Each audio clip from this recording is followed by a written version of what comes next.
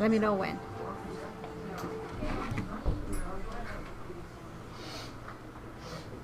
Good afternoon, good morning.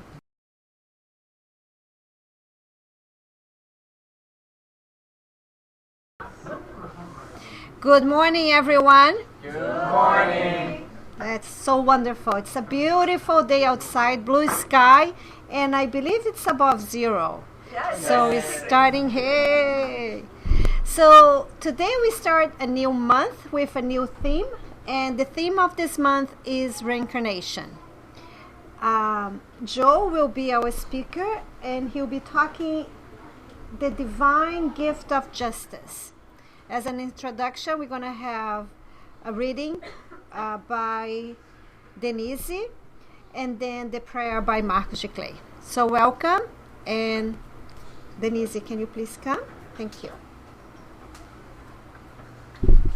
Good morning. So the lecture will be from the reading will be from the book Our Daily Bread by Francisco Cândido Xavier by the Spirit Emmanuel. There is a great difference.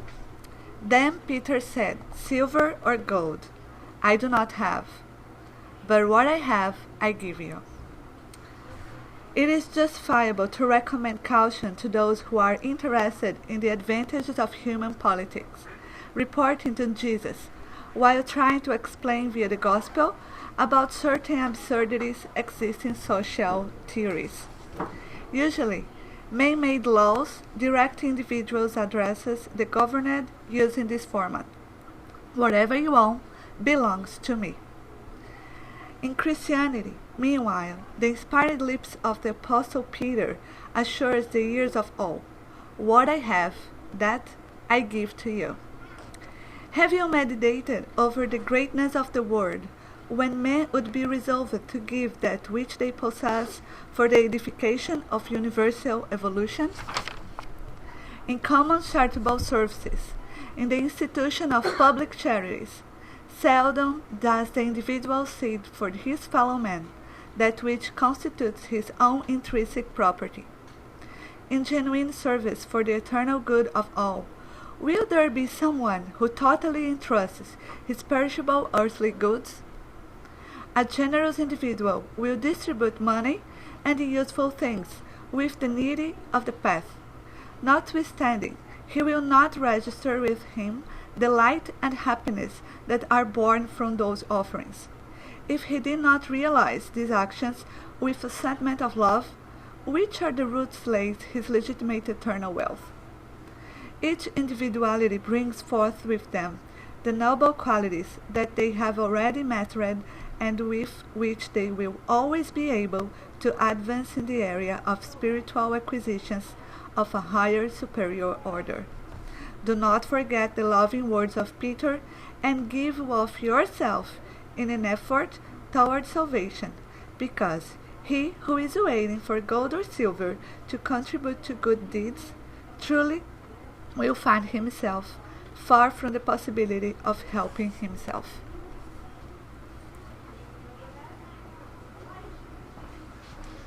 Thank you, Denise. Dear friends, let us all, before we start our lecture, close our eyes. Those who are present here with us, those who are watching us through the internet.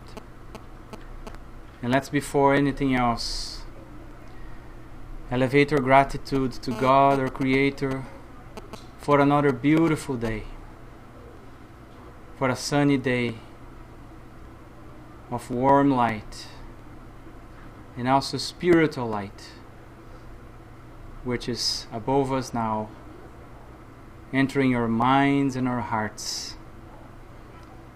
We ask our dear Lord Jesus to assist all of us incarnate and discarnate spirits to be here present, not only with our mortal bodies, with our full attention. Thank you, Jesus, for the blessed opportunity of learning your gospel, for your sacrifice and your examples. We ask inspiration, guidance, and protection to our dear friend José Mussi, who is in charge of facilitating these studies. And we also ask the support to our children and to our brothers in charge of the children's studies this morning. May we all observe, retain the goodness that can be applied not to our neighbors, but mainly to ourselves, so we can leave here today better than we here arrived, and we may spread that goodness wherever we go. Thank you, and so be it.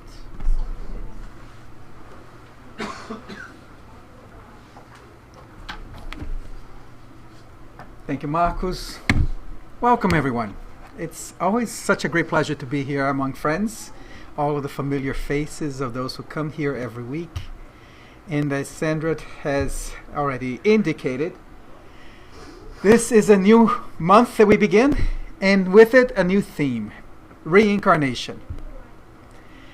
Reincarnation is actually something very special to me, because it is one of the key aspects of Spiritism that brought me to Spiritism.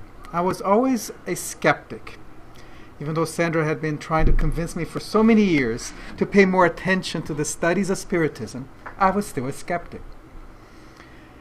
And when I started to understand what Spiritism taught us about reincarnation, all of the coins just started to drop in my head. And that's when I knew that I was hooked. I was never going to go back again.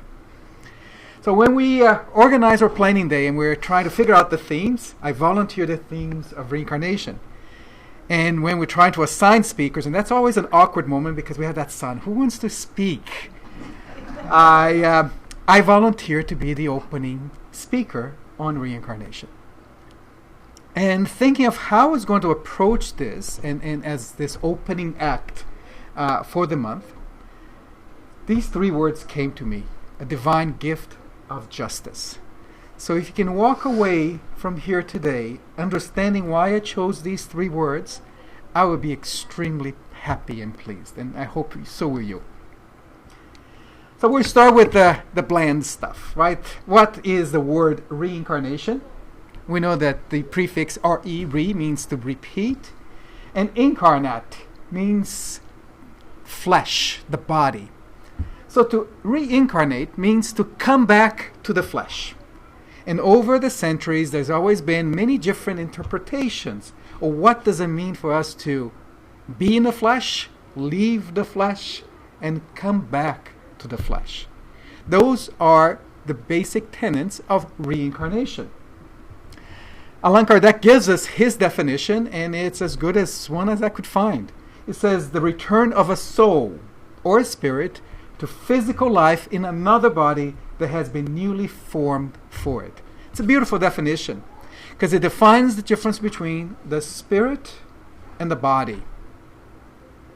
It also tells us that the body that we have, where our spirit has come back to, was made specially for us. Isn't this great? God has created a body just for us. We'll have many bodies through our existence, but right now, right here, the body that you have was given to us by God specifically for us. And we will have a new life in this body, a new chance, and we'll see what those chances are going to give us. Now, Spiritism does not own the copyright on the notion of reincarnation. It, as I said, has existed throughout the centuries.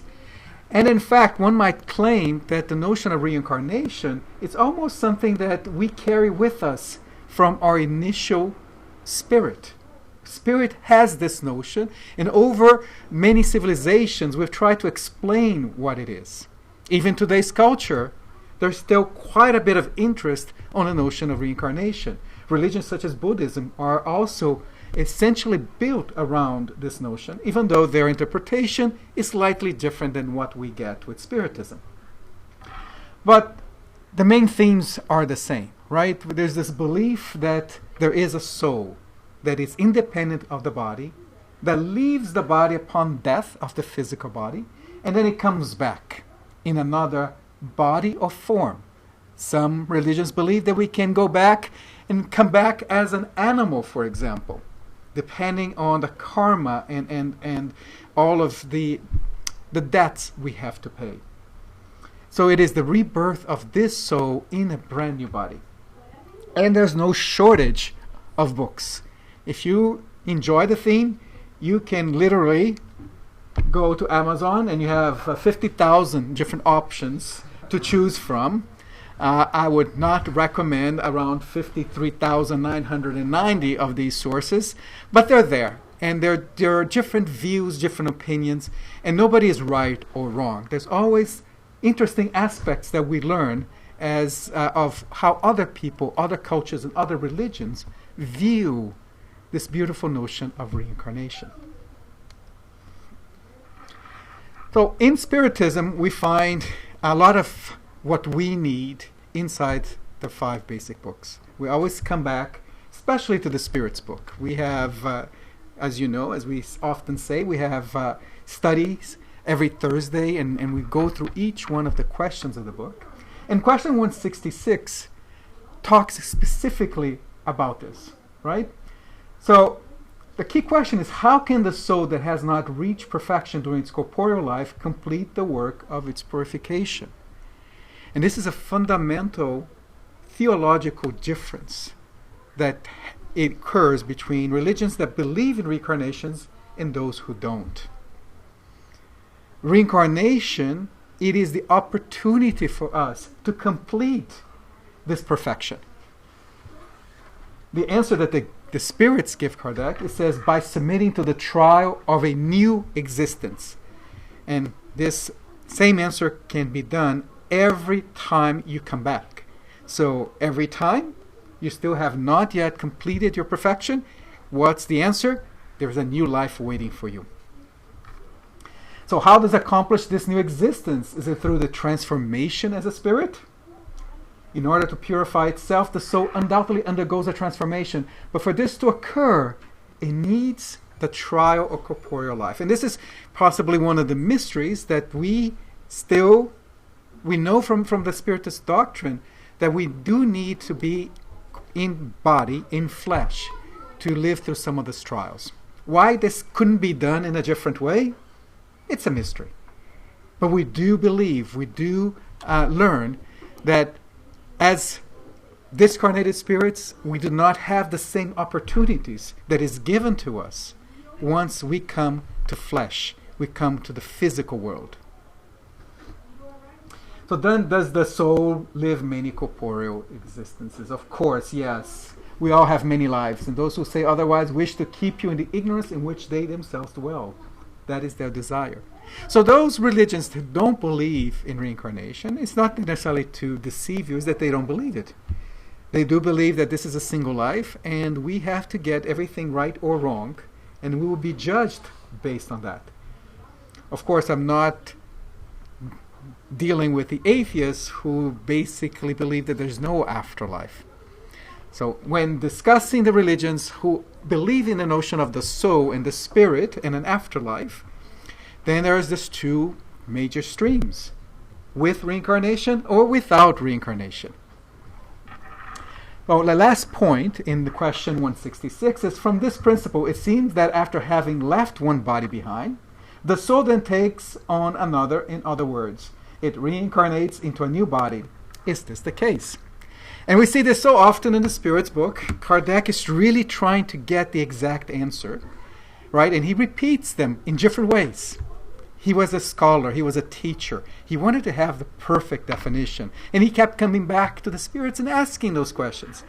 Sometimes the spirits get a little nervous or impatient, and they give you very short answers. Every time there's a very short answers in the Spirits book, it's because they already say, I've told you already 5 times, Kardec.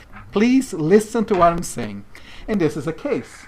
Obviously so. That is the definition of the reincarnatory process. Why is reincarnation important to us? Well, let's look at it from various different angles. The first angle is some of the things that we don't know, that we don't know why it happens, we don't have answers. They have very interesting answers once you look at from the reincarnation point of view, right? So the question that, why are we so different? Why do we have so many different tastes?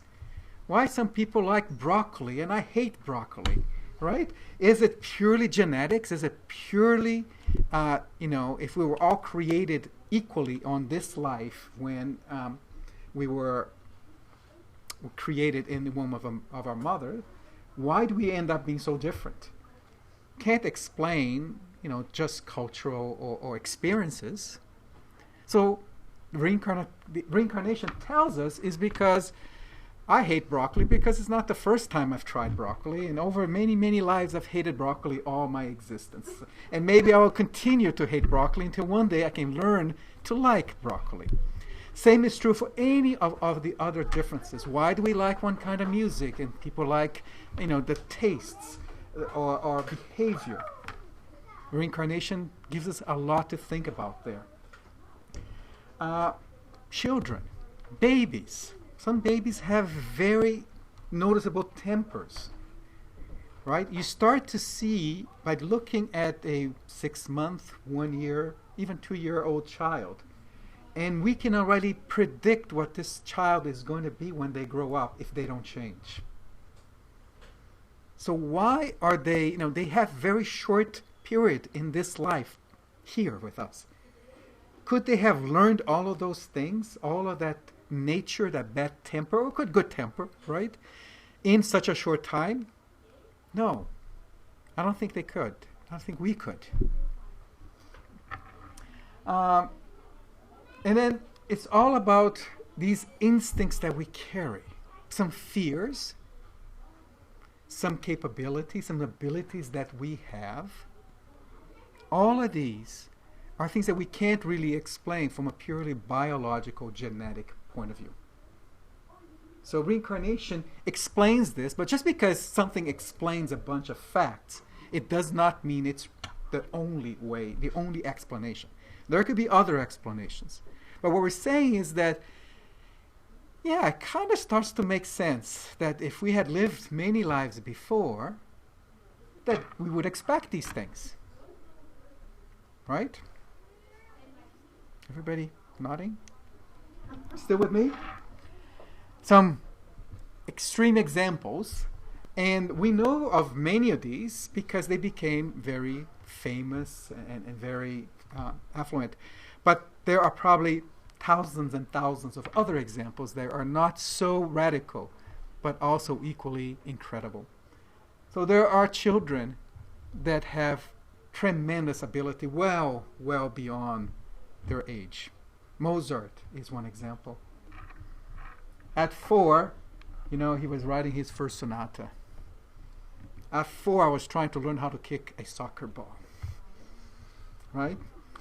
And still can't do it well even today. By age 7, he had written his first opera. I would only learn to like an opera by the time I was 40. But here is a child so young. Obviously his parents encouraged.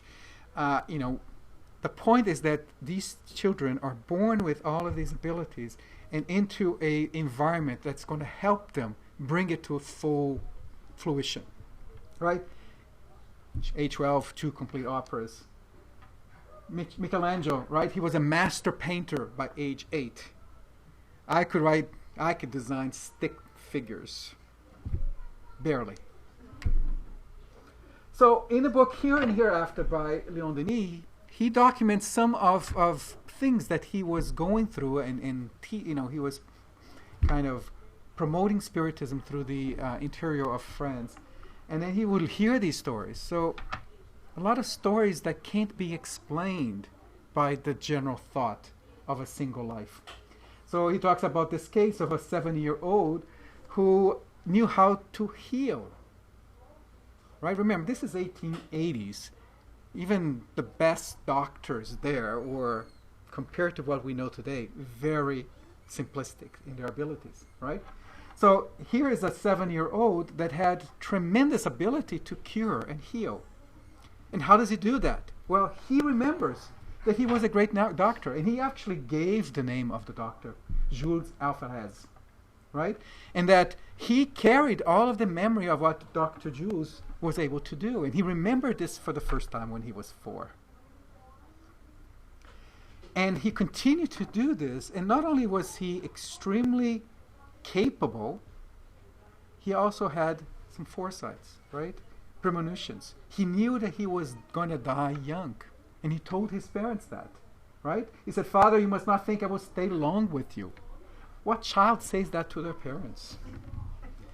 Well, usually when they want to run away, but then they come back. But his point here was that he was going to die, and he knew it. He knew that he had come into his life, in that life, for a short time. Where does that come from? How do we trace that back? A famous Canadian called Ian Stevenson took on that challenge. It was not one case. He studied actually hundreds of cases, especially in India, but all over the world. And just like Leon Denis, somebody would tell him the story about this child that could do this or knew that, and he would follow that. And he would actually do the CSI detective work of going back and trying to demonstrate or prove if what the child was saying was true or fantasy. And he was astonished. Because in most cases they were true. Things that the child had no other way of finding. Ian wrote many books. This one is one of them, right? Children Who Remember Previous Lives. And this is a particular of his most impressive 20 cases out of the hundreds that he documented.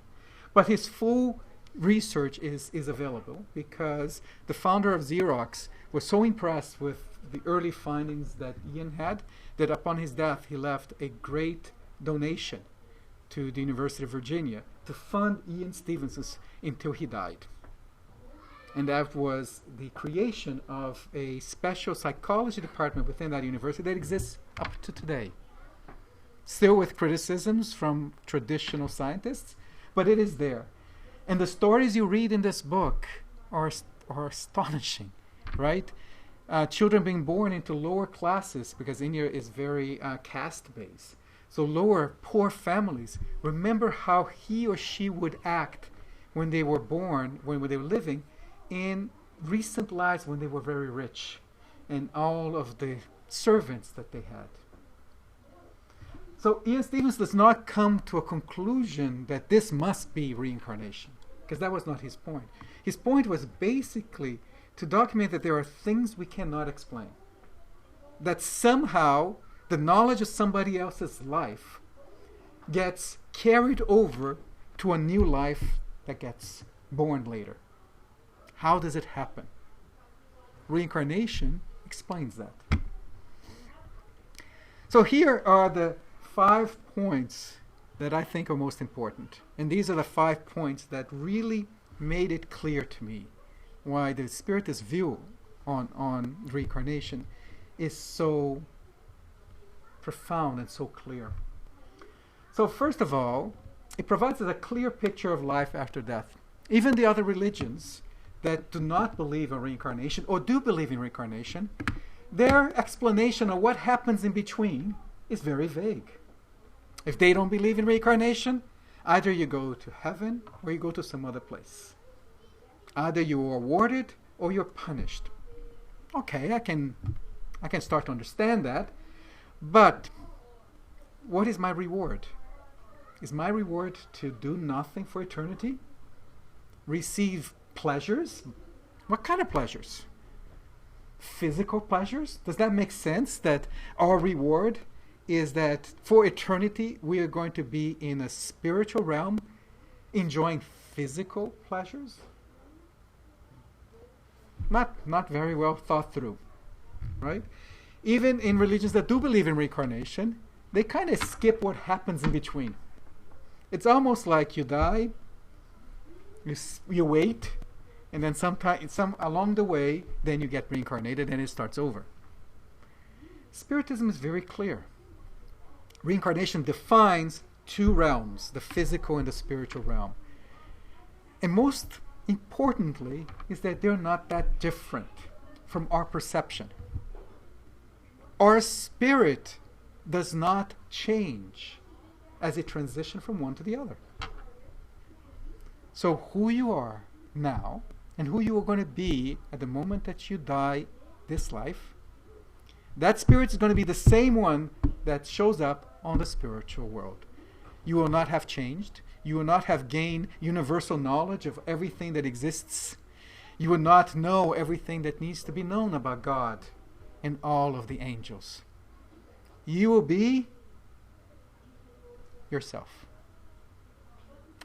There is no new knowledge gained on the transition. Now, going back to the spiritual world, because we think that's the original one, you may regain some of the memory that was blocked from you of your previous lives. It may not. But Spiritism and the philosophy focus on reincarnation gives us now a tremendous understanding.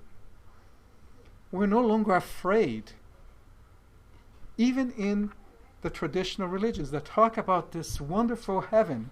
I have to say I was a bit afraid because I don't know exactly what heaven is going to be like. It's wonderful, seems to be very bright, right? So I guess everybody wears sunglasses all the time because everything is light. But I don't know. I don't know what would be of me. Spiritism gives me that. It also tells us, and number 2 is so important, the recognition of our responsibility, right? We are responsible for our destiny. As much as this may sound very, very large burden upon ourselves, that is what we need to remember every time. Right? That it is our responsibilities, not somebody else's. Not a preacher, not a church, us. We are responsible for our destiny. And which is shown that our salvation and the interpretation of salvation now, it's very simple. Because I couldn't understand also before, what does it mean to be saved? Saved from what? Salvation in Spiritism is simply the word we use to indicate how close we're coming to perfection. And we are not saved in one life. We haven't been saved in any of our previous lives. And there's going to be many, many other lives ahead of us before we can say that we have reached that salvation. But we do know is that we get closer to that salvation, to that perfection, one baby step at a time by our actions. What we do, the decisions we make every day on what we're doing to ourselves, what we're doing to each other, and what we're doing to this planet. Even what we're doing to our body. As I said early on, this body, with its imperfections, whether I like it fully or not, was a gift that God created just for me.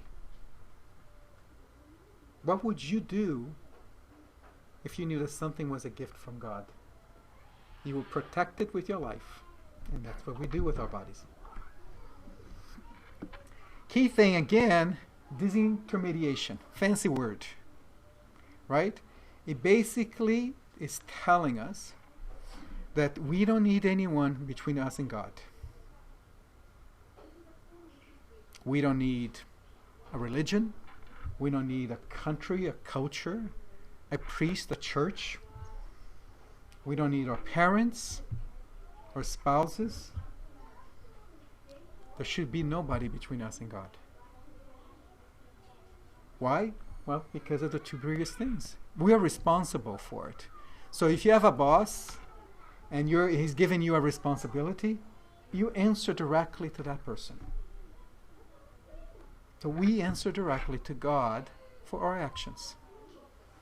And every life that we have is a chance to learn, chance to get it right again.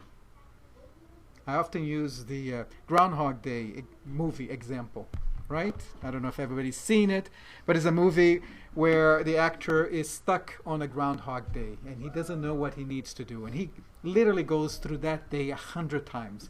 And he knows everything that's going to happen to him, and he still makes the same mistake sometimes. But often he makes new mistakes. And he doesn't know what the answer is to finish that endless loop. But he is getting better, even though he doesn't realize it. With every time he relives that day, he's getting a little better. Things are starting to fall together. So before, he would make his first mistake during breakfast, and then he would realize that everything was going to go wrong. Eventually, he finds the answer. And the answer, at the end, is love for others, not for himself. Because he was a very selfish person. So I like to use that as an analogy for our lives. We go through many lives. We learn. We may not remember everything that happened, but we get a sense that we're repeating things. Sometimes we're repeating the right thing, but sometimes we have a sense that we're still repeating the wrong things. This is the reincarnatory process. And one day, we will find the answer just like this character found it in the movie. The last one is an interesting one. If you believe that this is the only life you have, how much pressure is that? And here's the two options. You can go to heaven or to hell. All you have to do is get the right answer in this life, in this short life. You have to get it right. If you don't, you'll be punished. We weren't given any books. Well, yes, we were. If you're Christian, you believe on the Bible. If you're Muslim, you believe on the Quran. Everybody has a book, but the book doesn't give us all the answers the way that we need it. And often we're not prepared. We're not given the right conditions to be that perfect, to be that right, and to be confident that they will reach that heaven that is promised to us. So what is the pressure?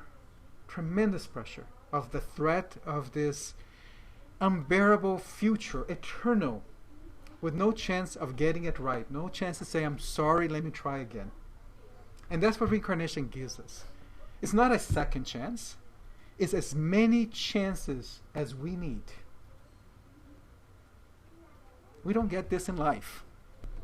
Often, we're lucky when we get a second chance after we make a mistake.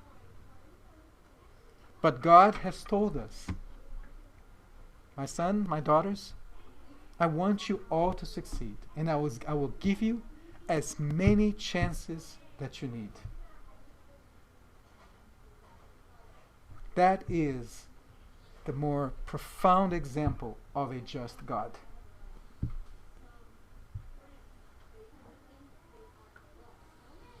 And to me, these 5 things just make so much sense that I find it impossible to answer the same with any other religion, any other philosophy. Very simple. We reap what we sow, whether it's good or bad. Right? So we're all headed towards that perfection. We will slip. We will fall. That is in our nature to make mistakes. Let's not be afraid of the mistakes. Let's be afraid of giving up. Because if you give up, you can't learn. You can't move on. Out of divine justice, God permits spirits to accomplish new existence, whatever they could not do or complete in a previous trial.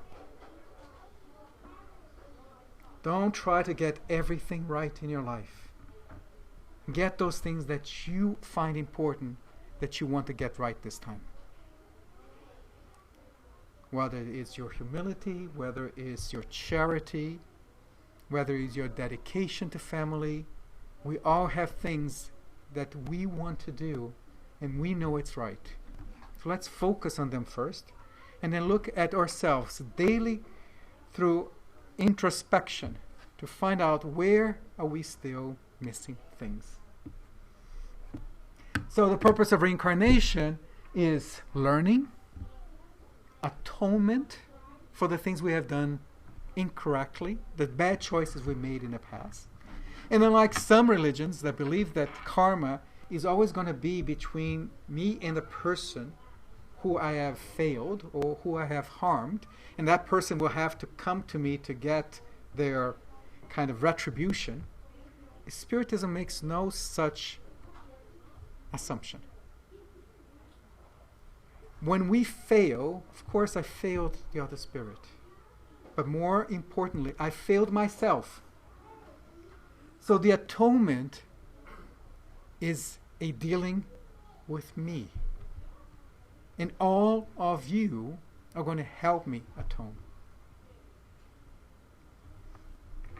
And finally, why do we learn? Why do we have to atone? And by the way, we learn why we do atonement is the moral and spiritual advancement of each one of us. Moving in that path towards perfection, slowly, and with God's protection at every step.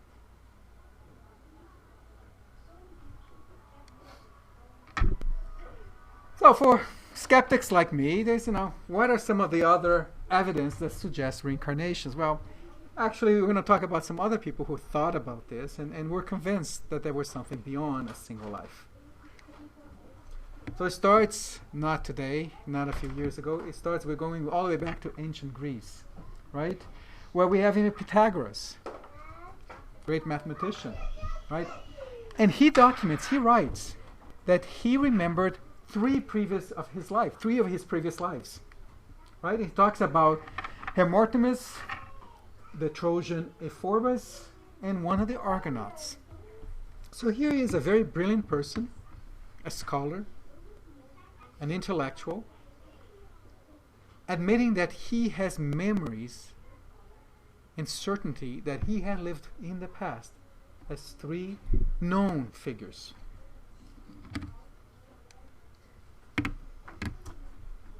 The notion of déjà vu. How many of us have had déjà vu, right?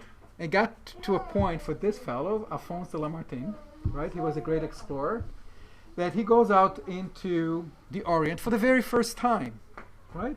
So he's born, lived in France, and then he wants to explore the world, and he goes to Palestine, right?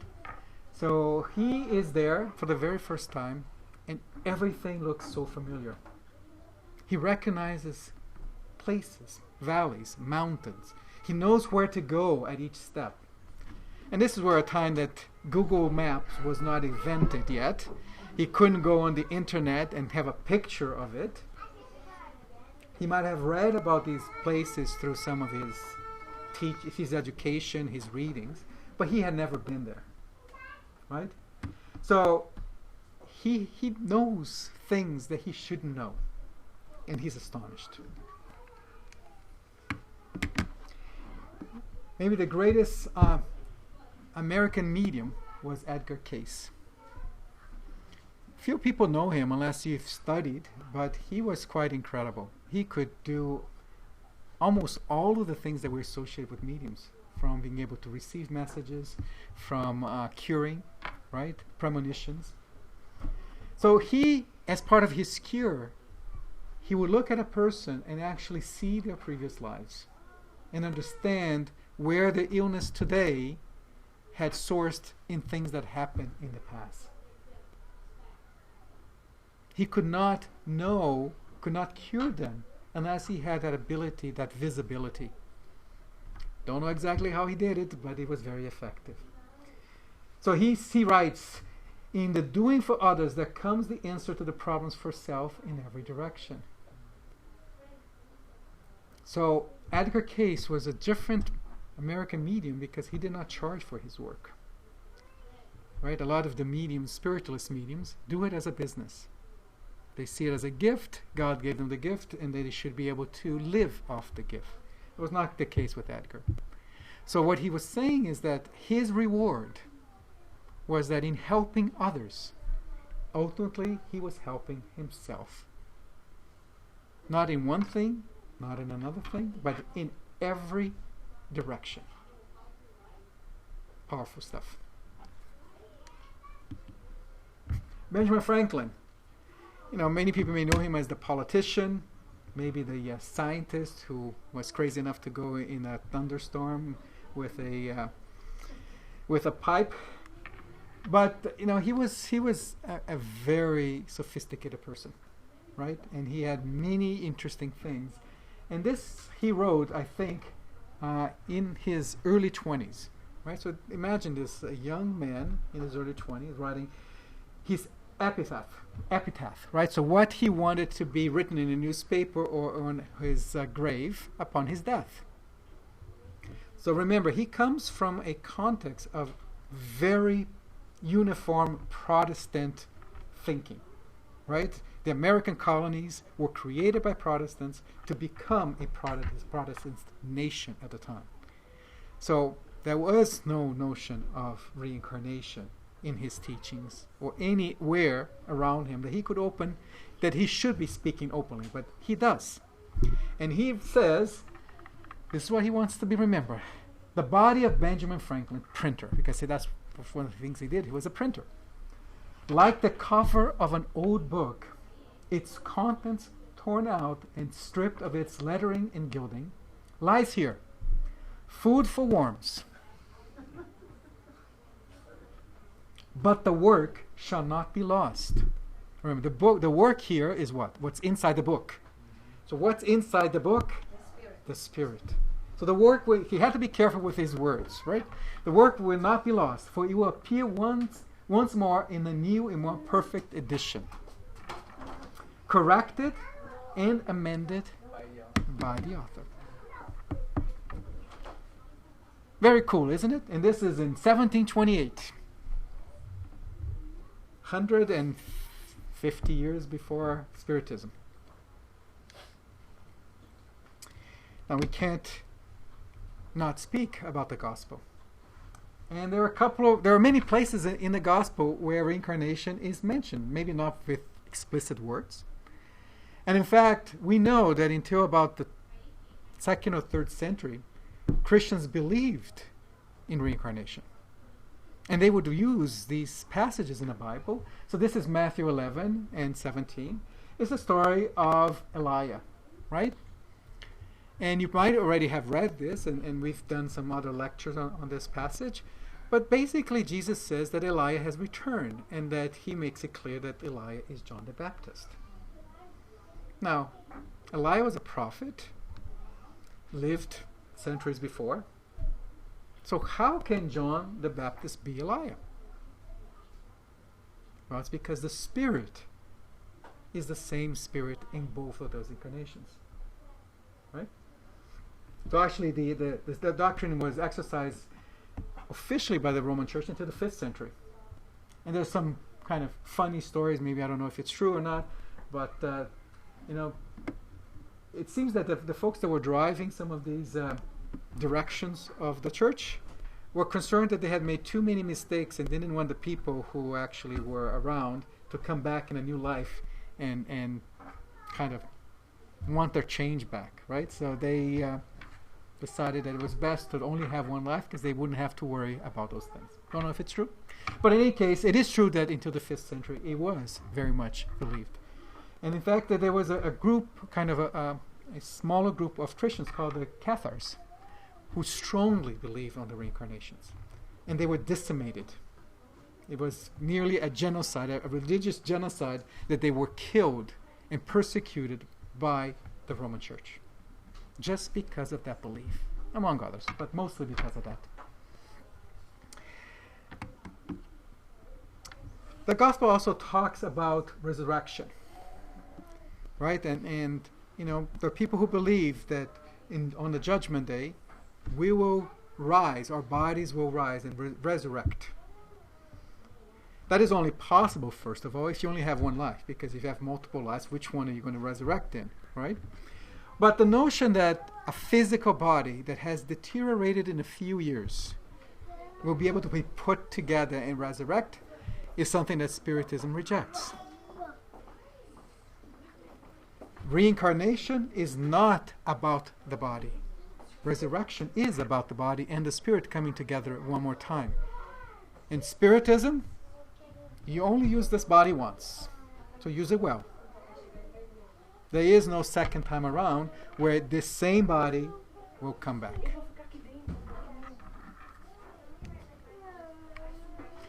So this is a British philosopher. His name is Owen Barfield, and he was from the early 20th century. Right, he was born in 1898, and he's talking about one of the, often the criticisms or jests that we get when we talk about reincarnation. Says, if we had all these past lives, why don't we remember it? Why would we forget? If we're the same spirit, we should remember everything, right? And he answers, to not remember a past life or lives is therefore no indication that we have not had them. Merely a pointer to the fact that memory of ourselves as a personality is not ultimately important. To remember past lives in our present psychological condition would be to know too much. TMI, too much information. And it's interesting that he uses the expression present psychological condition.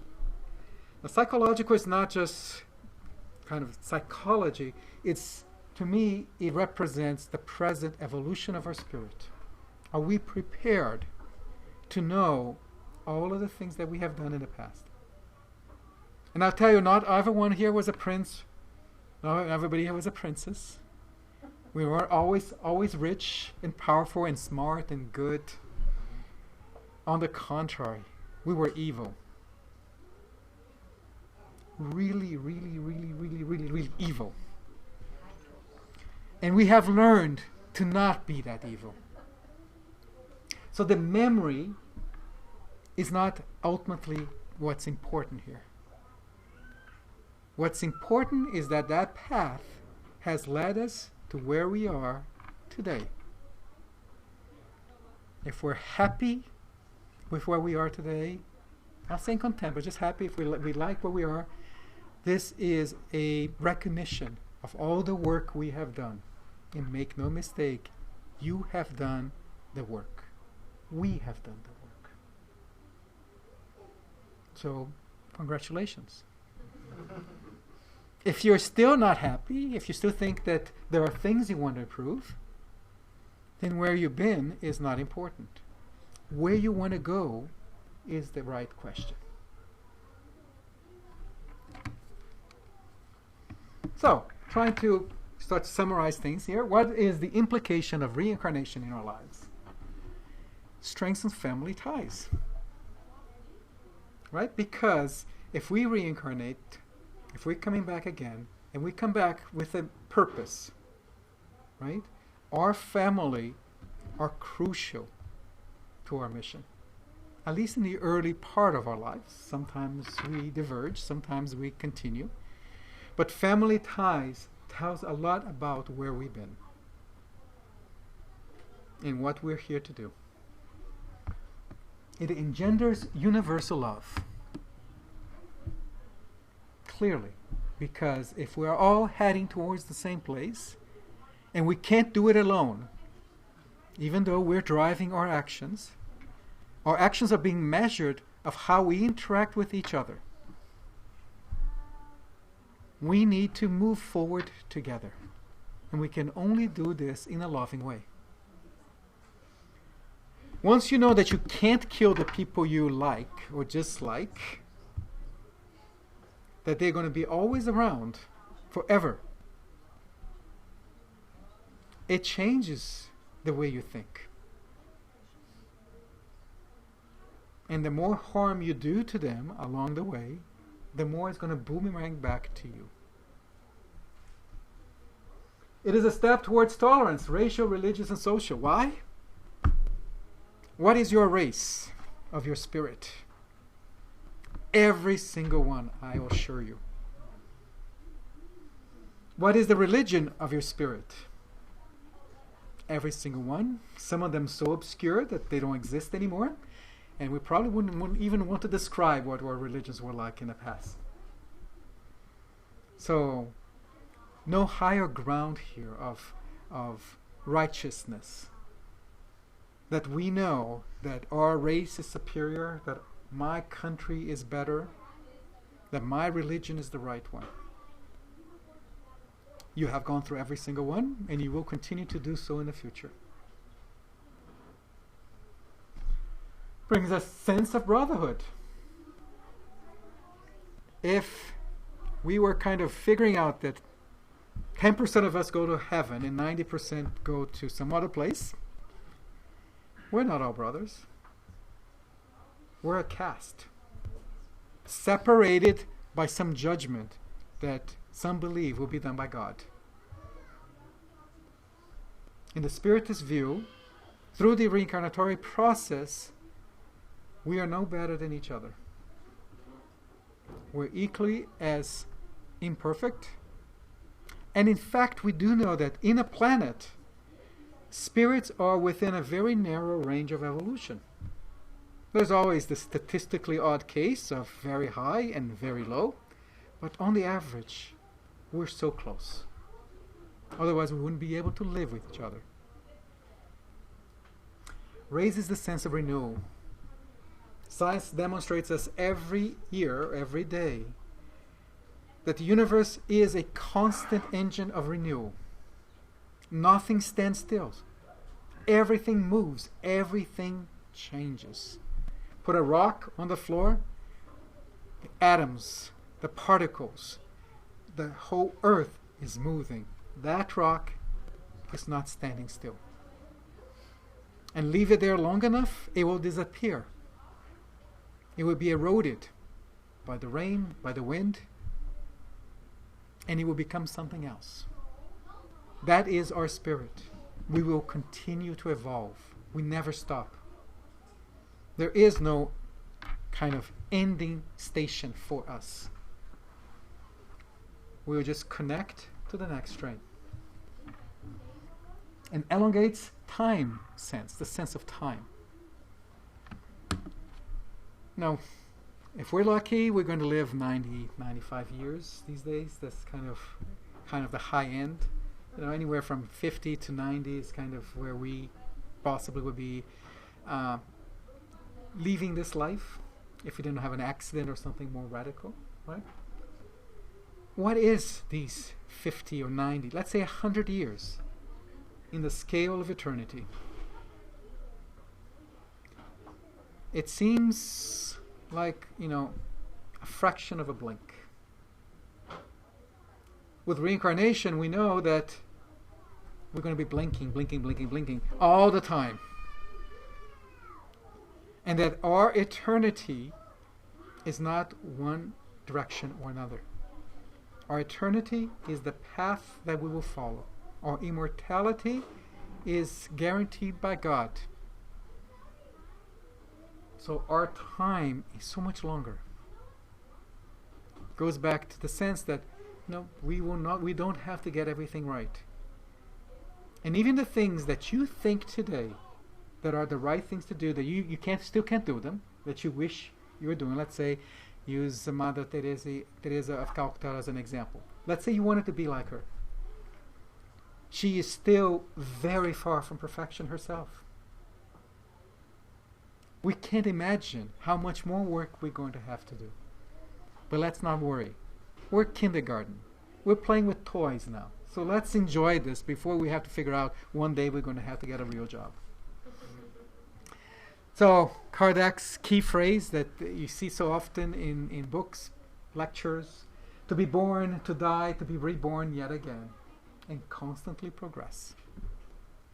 The law of progress tells us that we do not go backwards. That's why we don't subscribe to the idea that we can come back as an animal or such a much inferior being that we are. We come back at where we ended, where we last were, right? At the same level of evolution. Waiting for the lessons, the trials that we would have to face in a new life. So reincarnation, it is a gift from God. It is a blessed opportunity that God gives us in His internal, immense, kind of infinite wisdom and kindness and love for us. Think of how many times would you give to your child to fix the same error?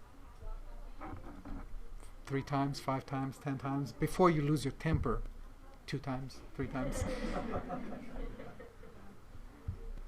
Now think of yourself in a position that your child could keep on doing the same stupid mistakes over and over and over again. And you just embrace them in love, give them a new chance to get it right, and just waits. That is a gift that God has given us. And we'll continue to give until we get closer and closer to that perfection. Thank you very much.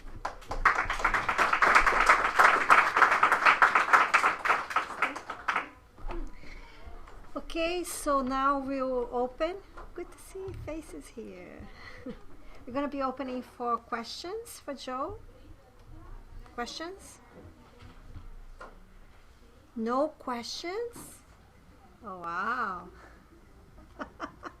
Marcos, you have a question. Answer my question. The main question was, Sure.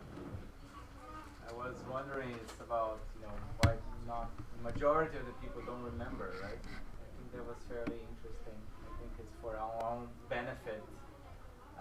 But is there a way that if we analyze ourselves, we can have an idea what kind of experiences we may have had? It's all there. It's all inside of you. All those memories are inside our spirit, not our brain. It's inside our spirit. And the spirit can be allowed to open up as required. There are cases where it is helpful. We saw the case of Edgar, where he would try to do this in order to help cure the patients today. So that's a good use. But the reality is that at our level of evolution, that knowledge would just overwhelm us. It would basically paralyze us, because we would be thinking of, if we're already in a good place today and we want to fix our problems, imagine how many problems you have in your life that you're still trying to fix.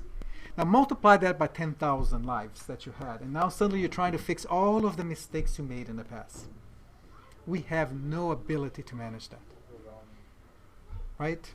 The providence, our guide, our helping spirits, they help us by focusing a little bit of a time that we have to correct. And that's why it's so wonderful, right?